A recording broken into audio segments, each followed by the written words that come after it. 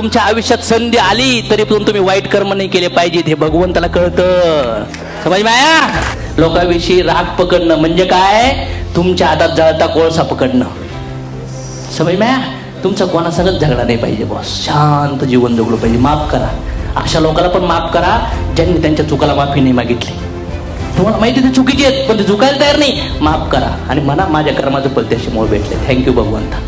Problem के साथ उसका चाबी भी आता है.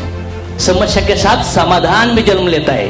लेकिन समस्या के ऊपर अगर ज्यादा देख के रोएगे तो समाधान नजर ही आएगा नहीं. Failure is not option. Failure is not. जो भी चीज करोगे वो दिल से करना चालू करो. दिल से. और जहां पे भी होगे पूरी ऊर्जा के साथ 100% रहो.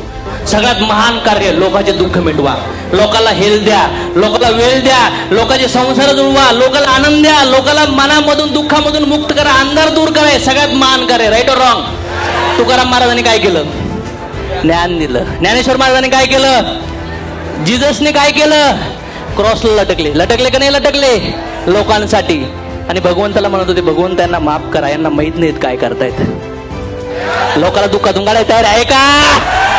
चला मी माझ्या आयुष्यात येत नाही. हे जे जीवन आहे ना अशी क्रांती करून जाणार आहे की इथं लोकांना मटेरियल जीवन पण भेटलं पाहिजे. इथंच लोकांना त्यांच्या दुःखाचं कारण समजून ते भगवंताच्या भक्तीला पण गेले पाहिजे. सर हा उद्देश आहे माझ्या लाईफचा. मी लई विचार केला. मी लई विचार केला. प्रॉब्लेम्स काय आहेत?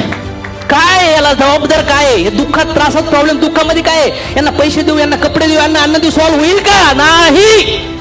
अगर आपके जीवन में दुख है ना तो लोगों के दुख सॉल्व करो. अपना दुख निकल जाएगा. जर वाटतं ना आई बापाला कळकुडून मिठी मारली पाहिजे. त्यांची पाया पडलं पाहिजे. मेल्यानंतर रडत बसण्यापेक्षा जिवंतपणे त्यांना प्रेम देण्याचा प्रयत्न करा. द्या प्रेम त्यांना.